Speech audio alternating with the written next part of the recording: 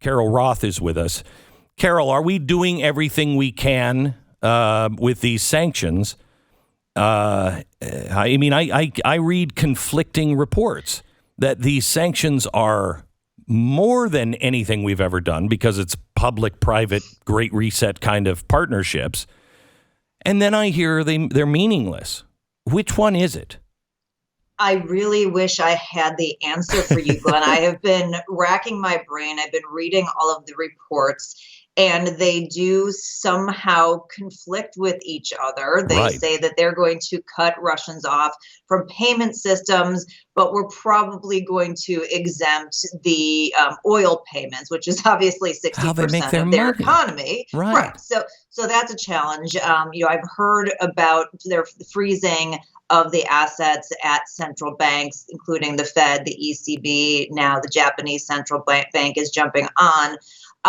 But in terms of, how strong that is, I think because these items are so complex and because the White House has been fairly opaque in terms of trying to clarify them, we really don't have a good sense of, have they really gone as far as they can? Is there something else on the table? And I will say there's probably a middle ground here. You have to thread the needle on this one, because going too light creates a set of issues, but going too heavy creates a separate set of issues, all which have reverberations for us here in the U.S. So this is very challenging stuff, and I'm not sure that we have the best minds that we possibly could have coming up with the strategy around this, unfortunately. All right, so let me ask you about, let's just say, inflation. One of the things the Fed wanted to do by raising interest rates was to slow down, quote, I love this, it was laughable, an overheated economy.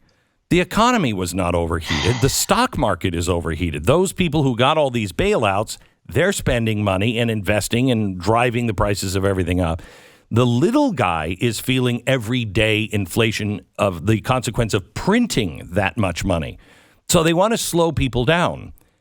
Doesn't this accomplish that, not at the higher level, but at the lower level?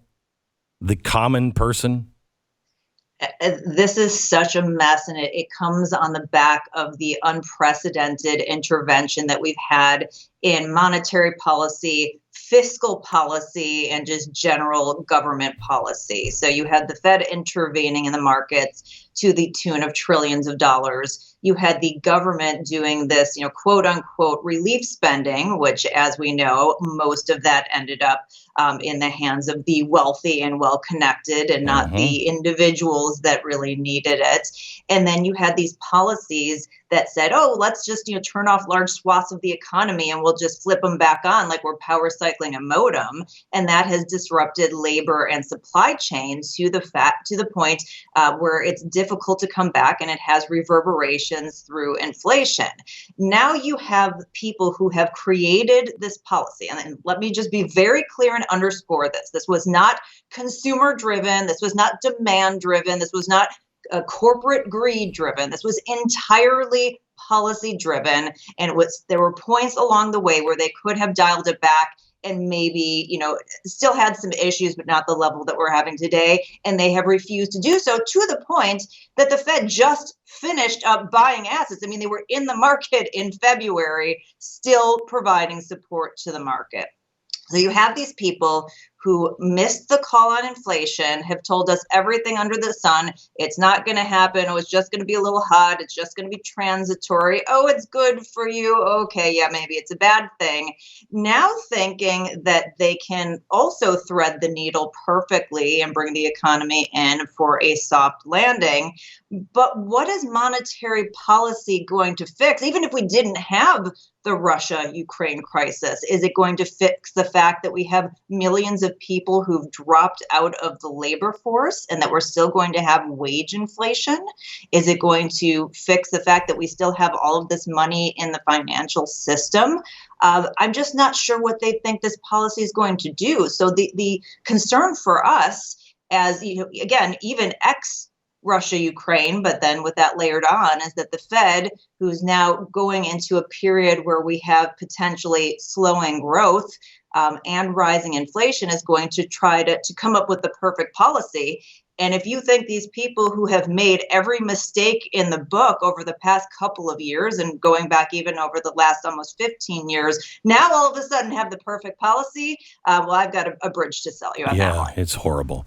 I had a friend over at the house last night, and they said, Glenn, people like me, regular person, working, couple with a family, said, Glenn, people like me, we are on the edge. We're not going to make it through all of this. And I don't think there's a single elite. When the president says, I'm going to try to make this easier for you, and then he proposes gigantic packages, which will just mean trillions more in spending, which will mean inflation even higher. And then he proposed a $15 working wage. Carol, isn't that's the death spiral, right? When prices are going up for inflation, and so then you hike wages, that will make prices go up even further, and then you have to hike wages. I mean, that's the death spiral.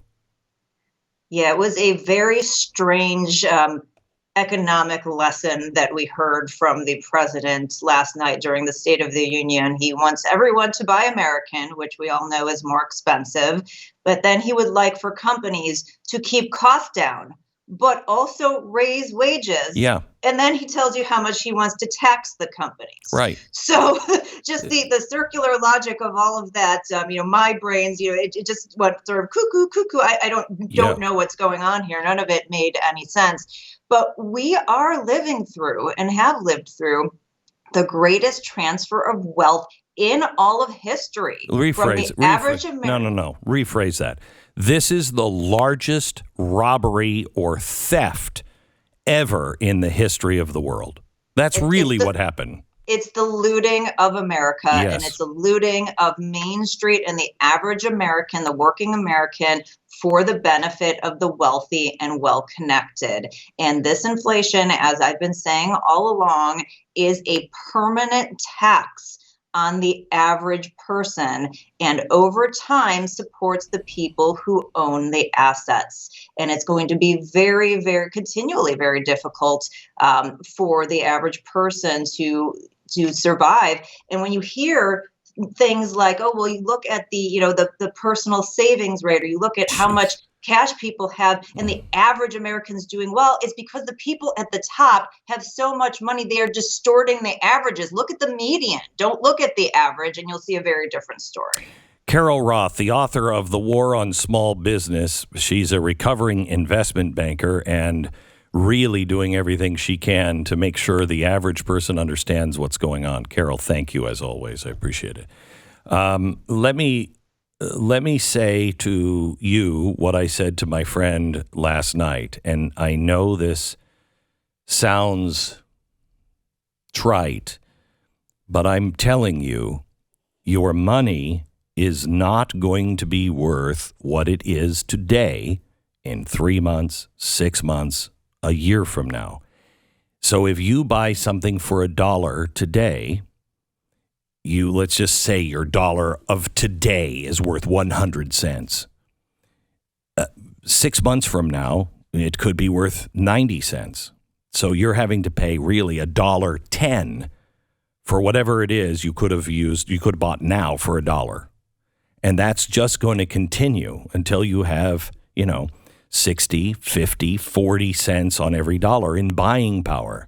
So if you are at the edge, when you go to the grocery store, when things are on sale and you don't necessarily need that many boxes, buy them now, because you will actually be saving money. You will actually be making money. The value of that box of Hamburger Helper or whatever it is will be worth more than what you could buy it for in the store. Please, there is real hardship.